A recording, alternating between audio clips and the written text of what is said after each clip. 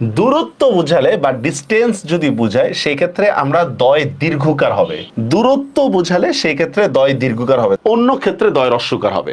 দূরত্ব বোঝালে সেই ক্ষেত্রে দয় দীর্ঘকার হবে, অন্য ক্ষেত্রে কি হবে, দয় হ্রস্বকার হবে। যেমন দেখেন দুর্নীতি, দেখেন এইটা দূরত্ব বোঝায় না, এই জন্য আমরা হ্রস্বকার দিব, ঠিক না? আমি যদি লিখি দুর্নাম, দেখেন এটা দূরত্ব বোঝায় না, এই জন্য আমরা হ্রস্বকার দিব। একেবারে সহজ।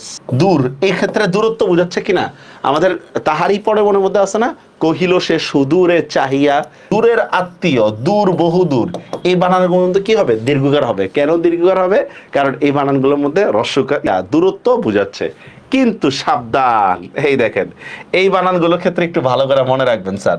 দুধ, দুধ বানানে কিন্তু দীর্ঘকার। দূষণ দীর্ঘকার।